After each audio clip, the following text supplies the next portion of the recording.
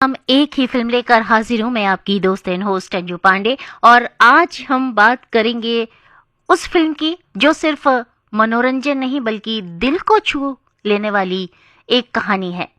आज की हमारी फिल्म जिसका एक अलग नाम मुस्कान भी है, एक ऐसी कहानी जहाँ दर्द भी है लेकिन उससे बड़ी है एक प्यारी सी मुस्कान। हालांकि फिल्म का नाम मुस्कान नहीं है, वो तो आप गीत सुनने के बाद समझ जाएंगे। ये फिल्म, खूबसूरत सी फिल्म 1975 में आई थी, 1975। ऋषिकेश मुखर्जी, इन्होंने इस फिल्म को डायरेक्ट किया था, जो कि सादगी और भावनाओं के जादूगर माने जाते हैं।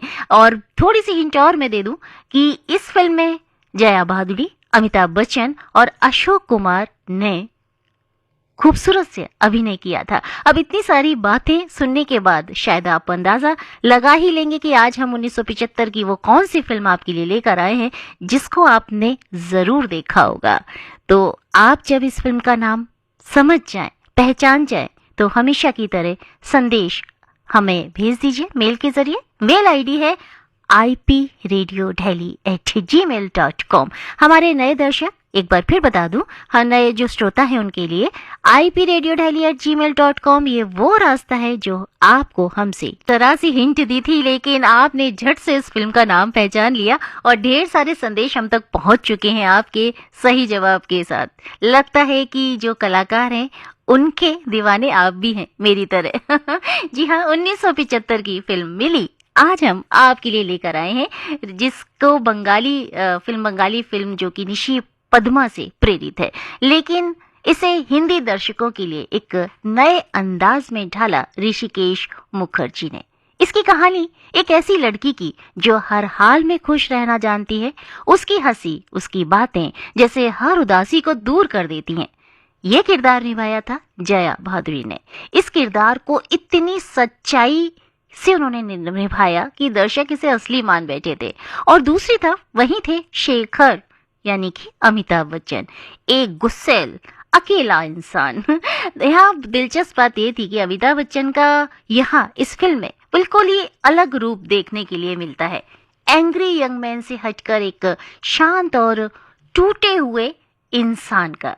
जब मिली और शेखर की मुलाकात होती है तो धीरे धीरे शेखर की जिंदगी बदलने लगती है।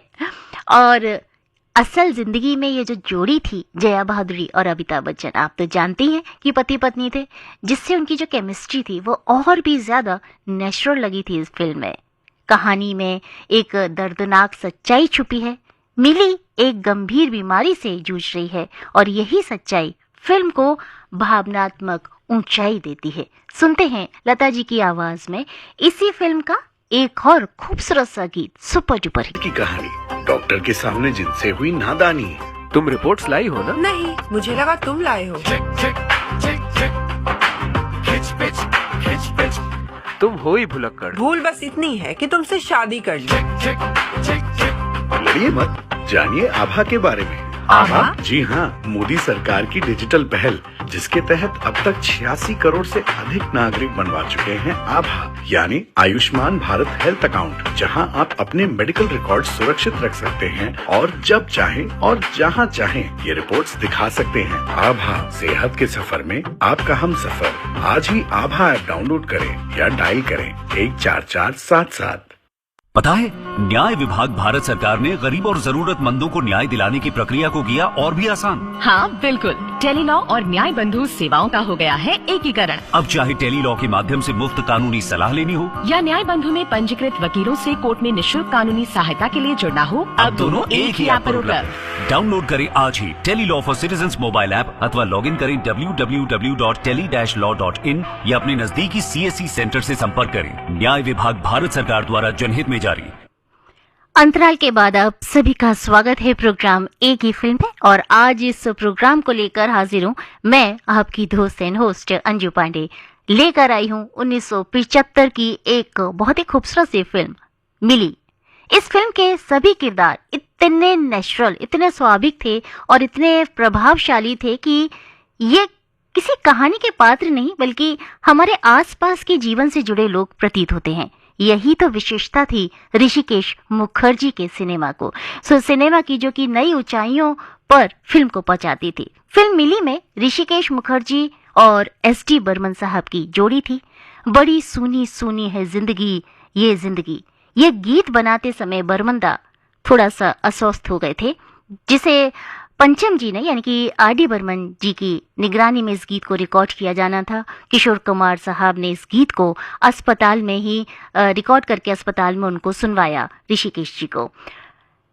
एक और गीत जब आए तुम याद मुझे, इसको भी रिकॉर्ड किया जाना था और तब बर्मनदा बोल पाने में थोड़े से असमर्थ हो गए थे। रिकॉर्डिंग से पहले बैठक हुई। किशोर कुमार, गीतकार योगेश, ये जो आपको बता दें कि जो गीत आप सुन रहे हैं योगेश साहब के लिखे हुए हैं और उनके साथ कई और लोग भी मौजूद थे।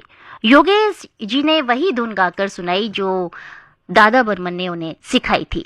इस दौरान जब बल्लू चक्रवर्ती जो कि उस गीत के संगीत संयोजक थे, योगेश जी की धुन पर थोड़े से वो खुश नहीं हुए और उन्होंने कहा कि इसमें थोड़ा सा आप चेंज करिए। लेकिन तभी किशोर कुमार ने उन्हें टोकते हुए कहा कि जैसा सचिन दा ने गाया था वैसा ही रखो, कोई भी चेंज नहीं होना चाहिए। और इस फिल्म के गीत आपको हमने अभी बताया है कि योगेश जी ने लिखे थे और एक बहुत ही चुलबुला सा गीत उन्होंने लिखा जो अभी अभी आपने सुना लता जी की आवाज में, मैंने कहा फूलों से। और इस गीत की धुन जैसे ही एस.डी. बर्मन साहब ने बिस्तर पर लेटे हुए अस्पताल में सुनी और वैसी ही धुन उन्होंने इस फिल्म में रखी थी, क्योंकि एस.डी. बर्मन साहब इस धुन को पहले से ही तैयार कर चुके थे और ये फिल्म आया गया था स्कूल के छात्रों के ऊपर फिल्म में। और डांस मास्टर गोपी किशन ने इस गीत को स्कूल के जो बच्चे थे उनको सिखाया था। तो बहुत ही खूबसूरत सा फिल्म है। अगर आप इस फिल्म को देखे होंगे तो ये गीत बहुत ही प्यारा सा बच्चों के ऊपर है। मिली जापानी क्लासिक इकुरी और लियो चाइल्ड स्टाइल की कहानी the death of Ivan Ilyich में ये जो फिल्में हैं इनमें समानता मिलती है। 3 फिल्में मिली, एक जापानी फिल्म है एकिरू और लियो चाइल्ड स्टाइल। समानता ये है कि जीवन की समाप्ति की आहट के बीच उसका असल अर्थ कैसे ढूंढा जाए। तीनों फिल्में यही एक विशेषता है।